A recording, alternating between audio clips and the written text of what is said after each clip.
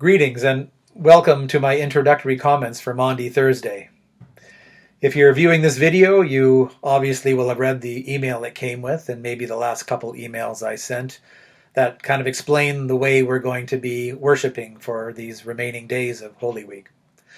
We're going to be joining with the other congregations of our synod in worshiping with the services that our synod has prepared on our behalf.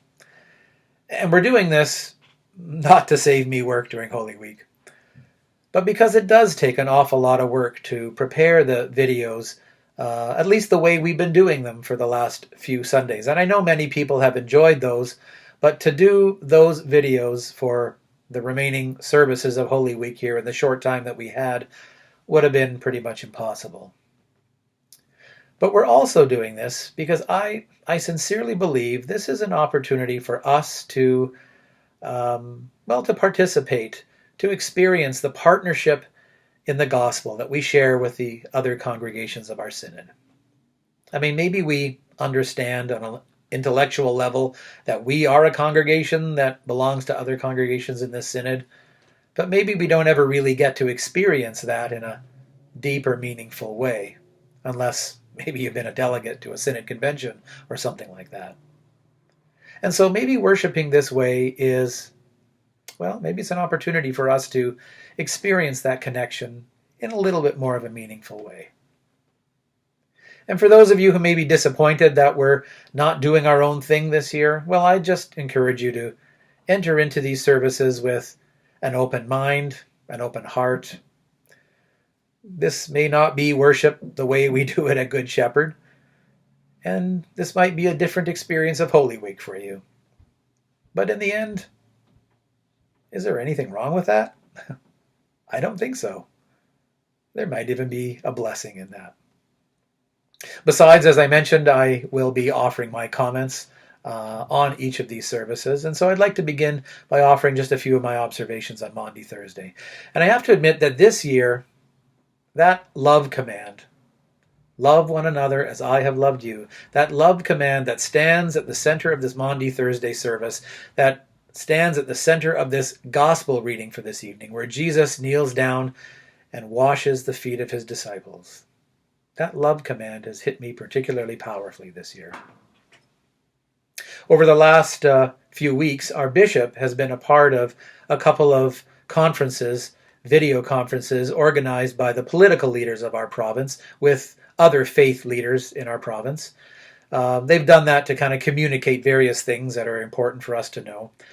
And the one message that's come through loud and clear over and over again that our bishop has passed on to us is that this year, social isolation, physical distancing, and foregoing religious services, that is the way we love and care for each other at this time. And I think that's true. At the same time, I can't help but be struck by the irony that the example Jesus leaves us tonight of loving one another is an act of close physical contact, intimate contact, that washing of feet. And so it's kind of ironic in a way that two actions so opposite in a way, foot washing, social distancing, can be expressions of the same command, of the same sentiment. At the same time, there's something else that they have in common, these two actions.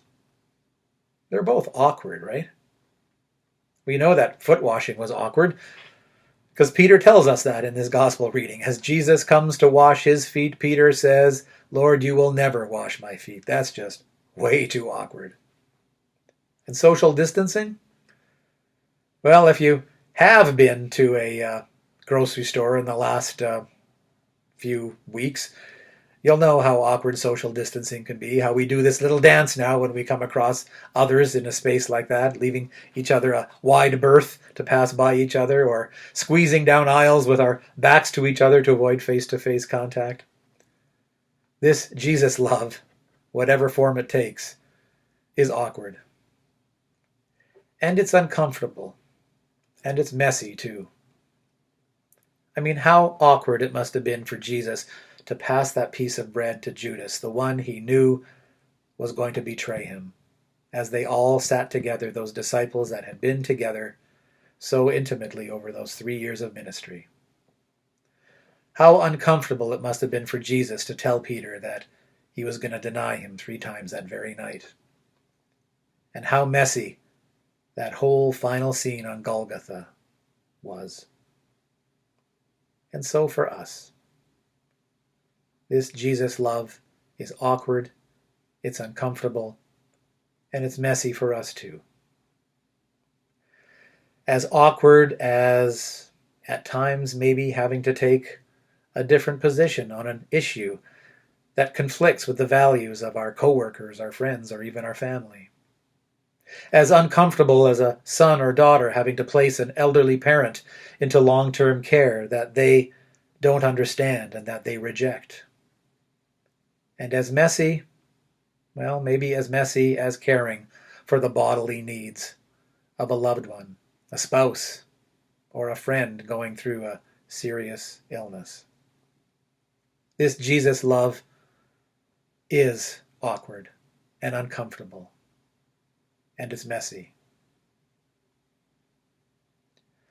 But, tonight we get not just a command. We also get a promise. Right there in that verse 17. If you know these things, Jesus says, blessed are you if you do them. Blessed are you if you do them. Jesus promises that there is a blessing for us in living out this command. And maybe that's a blessing we will only know ourselves when we do live it out. But at the very least, it's a blessing we receive and we know as Jesus pours out that uncomfortable, awkward, messy, sacrificial, and suffering love for us in the cross and in his passion. A love that we receive as we pass it on to others. And a love that can empower our witness to a way of living that can change the world. So enjoy the service prepared for tonight. May it be a worshipful experience for you. And we'll see you again for these comments on Good Friday.